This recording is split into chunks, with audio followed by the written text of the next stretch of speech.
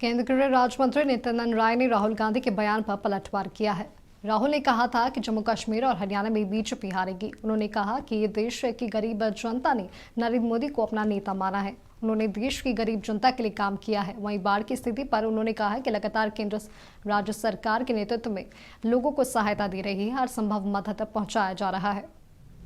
जम्मू कश्मीर में भी हारेंगे और हरियाणा में भी बुरी तरह हारेंगे और भ्रम में है, हमेशा भ्रम में रहते हैं।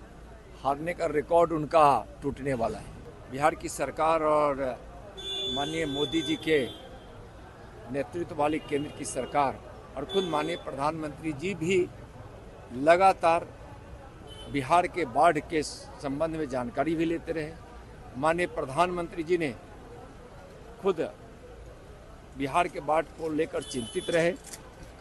माननीय गृह मंत्री जी भी लगातार बिहार में बाढ़ की स्थिति पर नज़र बनाए रखे रहे और राज्यों को हर प्रकार से सहायता दी जाए, इसके लिए उन्होंने हमेशा